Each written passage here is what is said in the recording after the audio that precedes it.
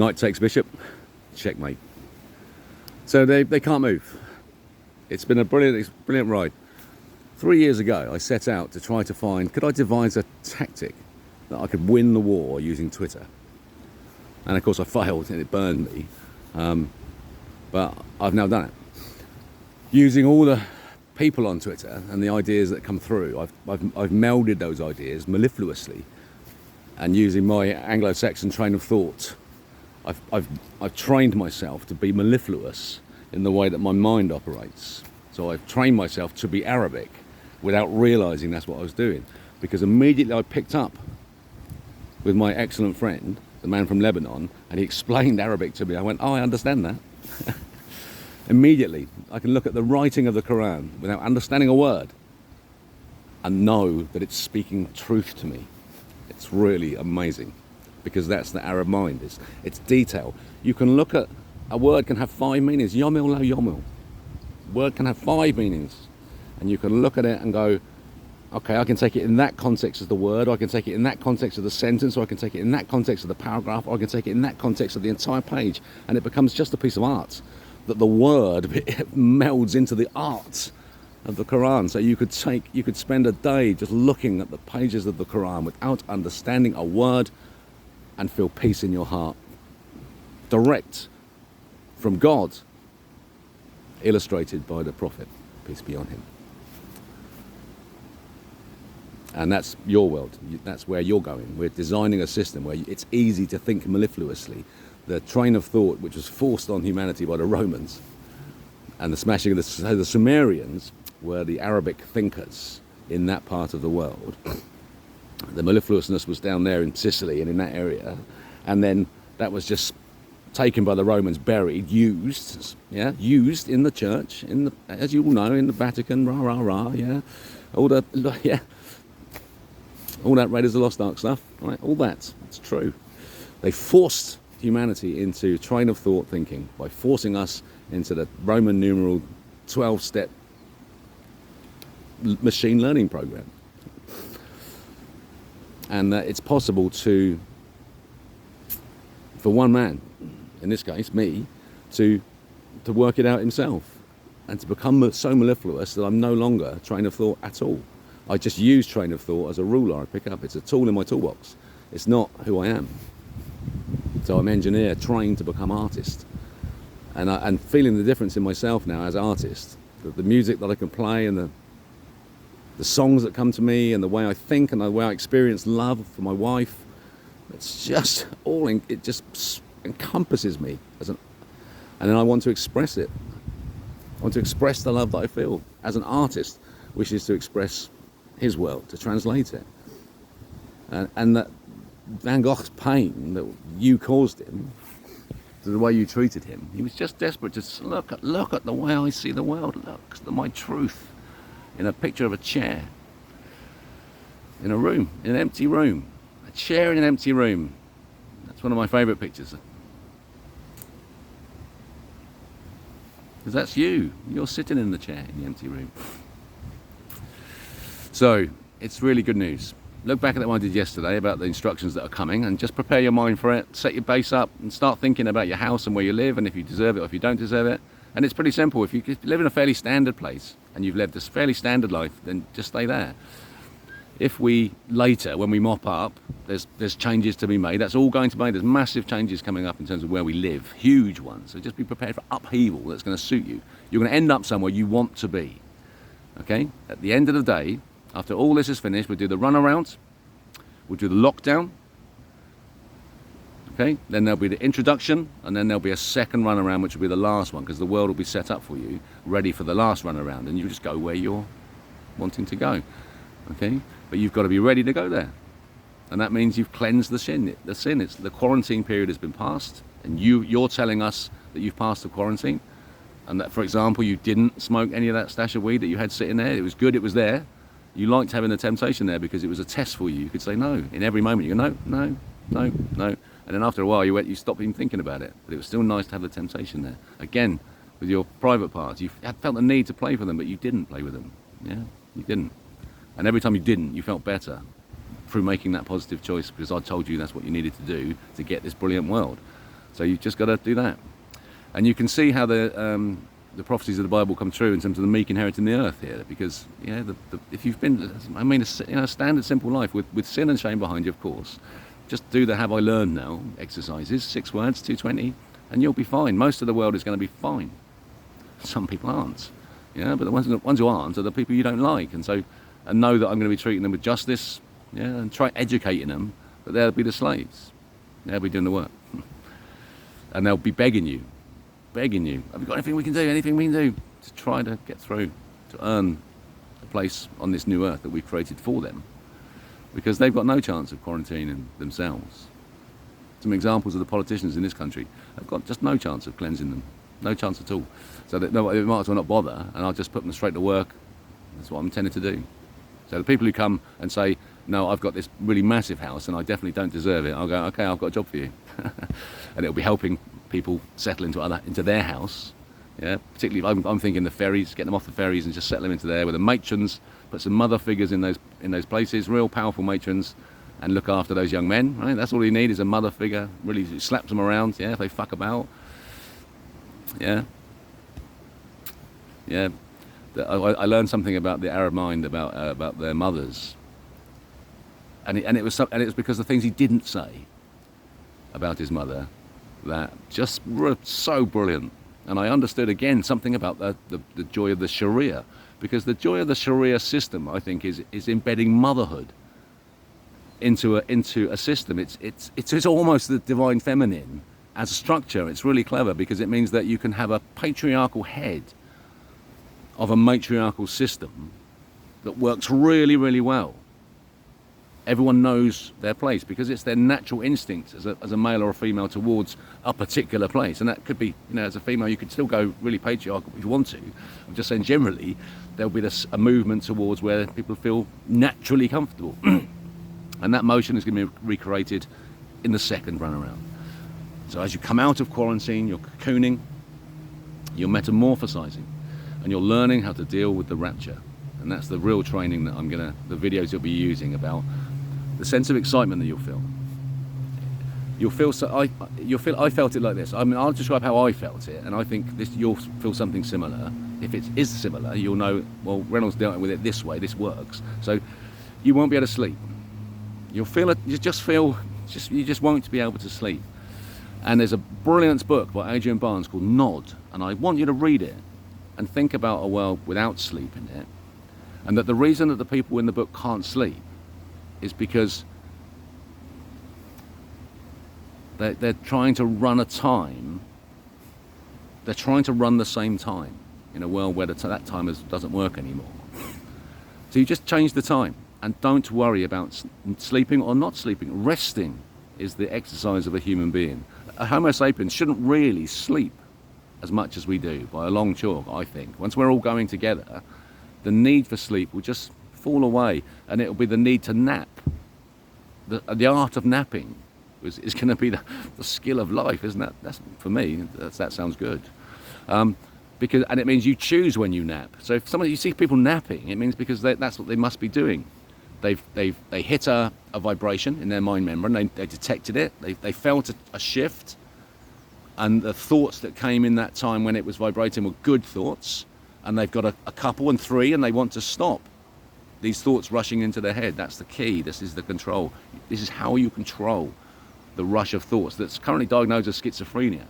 You have thoughts that where did that thought come from?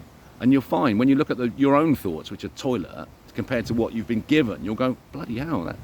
So see it as positive, and a nap, and mind meld yourself, lock it in, elastic plastic modulus, working hard, resting really hard, thinking about the thought that you've just been given. And the question really you'll end up with is, where am I going next? From that thought, that I recognise that I've successfully mind melded myself, and that this feels a little different, this feels a little more settled, and I can step forward into my new story. So when you're going through the quarantine period and you're cocooning, think about that idea of sleeping. You're just going back to a natural pattern. So everyone in the household just follows their own pattern. I think you'll find quickly you'll all follow the routine. I think this will happen if you can really cocoon well, you'll exude a collective consciousness from the household of a family who love each other, and that's attractive. And others, I think, will start to follow the pattern of the most attractive sleeping pattern. It will just happen naturally. It will flower out over this 2-week period. So when you come out, you'll all be used to following the same pattern. If you're all following the same pattern, it might mean that when we're working through the day and doing the stuff we need to do, that the napping will come naturally. We'll just understand, well, this is our 2-hour work, and then we're having a 2-hour nap, and then it might work like that. We're just going to wait and see what happens. Yeah. And take a risk, and the risk is you might have to sleep a bit more or sleep a bit less. But the key is not to panic. Please don't panic. You'll feel panic. You'll feel thoughts and stuff, and you'll go, yeah, just lock them in, mind meld. Don't allow any more thought process. They won't come to you. They won't come to you if you follow the process properly. Okay. It's lovely, isn't it? Right, so I'm now going to do the second half of my main story. So I've got them fucking hook, line and sinker. They've got no moves. I'm insisting that I prosecute myself for the crime of assault in the street. I don't care who it was I hit. Right? It's just a character. I'm not getting him involved. I'm keeping him out of it. I think I know where he lives. I'm not going to tell him. I'm going to prosecute myself. Now, they can either not prosecute. They can either drop it and say no, we won't, which is what they're trying to do. But if they do that, it means I'm telling them I'm above the law. So that means I'm above the law. Because I've committed a crime, and you're not going to prosecute me for it. So I've committed a crime under God's law, and I've committed a crime under man's law. I agree. I want to be prosecuted, because I want to do... The point of the prosecution is the investigation. Out of the investigation will come all the answers about why a man of God was pounding another man of God in the face repeatedly, and out of love, to wake him up. Because he's a victim of the system, isn't he? Largajongo, they're fucking created by this. Yeah? And that'll all come out in the court case, and then I've already got the ideas and the systems to help him. My idea is to get that man into where I was when I was sectioned, into the mental health institution, and get him looked after by people like my friend, the mental health professional. That would be a perfect situation. Our village would be nicer. Yeah? He wouldn't be hanging around fucking pissing people off. He'd be having a chance of healing himself. So they got nowhere to go, right? And if they put me to court, then I would bring in Dr. Levy in as my defence. 1915. I've done all the documents, all the evidence, reference. It's ready to go as an international court case. It would stand up in an international trial against Israel, for example, where it might be handy. And so that's what I prepared it for. So yeah, it'll wipe the floor with this case. But that's Official Secrets Act, and they know that. So 5 days ago, I told them that my defence would include a breach of the Official Secrets Act. I didn't say it might, I said it would include a breach of the Official Secrets Act, because I know it will. And so they got nowhere to go. They've tried ignoring it. Get that, they fucking had it 5-6 days, and then they fucking, the person prioritised to deal with my case was the bottom end of the night shift. Yeah, a female police constable, the bottom end of the pile, was given this task, who rang me up and said, now tell me what it's all about, love. A 20-year-old girl to me, right? Fuck, I called somebody, didn't give me a police officer, didn't tell me she was a constable, didn't tell me her number, she told me her name was something or other, yeah? Just fuck off, you speak to me like that, yeah? Who do you think you are, speak to me like that? So it's kind of nice a bit, she woke me up, 11:15. Fuck, you know. So I was a bit cross. I just said, kick it upstream, love, kick it upstream, love. It's not for you. This is big boys, right? Just boot it on there. Someone's just palmed it off on you. Palm it back. Look at the 2 letters from the chief prosecutors. Those 2 letters are just golden. They're going to be part of my management training consultancy in the future. All this is going to be management consultancy training for you. It's really brilliant and a true story. How management consultancy saved the world. Yeah, so that's cool. So the police got nowhere to go. All I've got to do is keep pushing that every day, and updating my voice log on the 101 number as I do, and an email. So there's an email in writing, and then I read the email into the text, into the contemporaneous notes as a written record, like just by talking to 101, because they're all recorded and they're logged against the crime number, right? So I can call them all up in court when I say, give me the evidence. So they got no fucking chance. The police, I'm going to destroy them. I know that system so well. So the system I don't know very well is the church. So I sent an email to the Archbishop of Canterbury, a private one. I sent a wide one, looking mad. That was that had a point to it. This one was a much more calm one, just to him and to my local bishop in the Diocese of Llandaff, CC'd in, saying, "Dear Mr. Welby,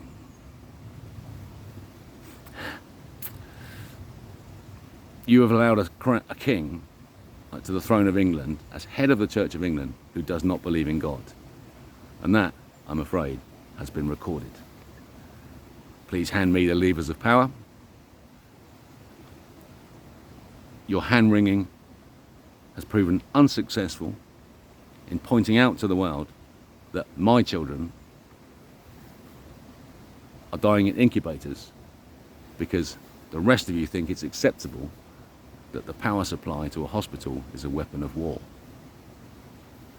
And I sent them a link to my video, and I said, like and subscribe for critical future updates. Reynolds Bienge, 2020, Acts 3, 22, 23. And that's now sitting in his inbox. And I got his out of office, of course. He's very busy, apparently.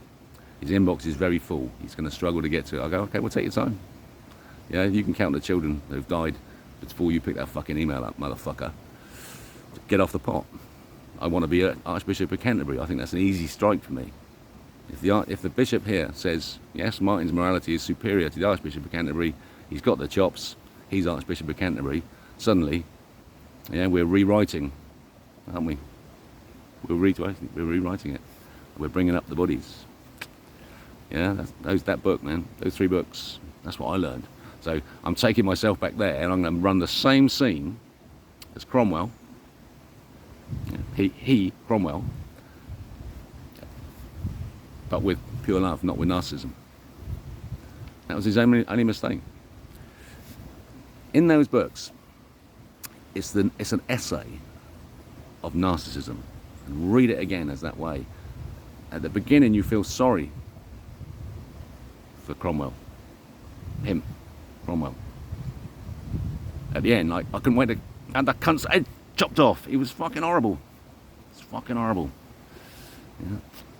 And he had the same tricks played on him that he played on everyone else, hoisted by his own petard, and he's gone. And that's what's happened to you if you've been bad. And Mr. Welby has been, as he knows, because he doesn't believe in God either. So it's an easy strike.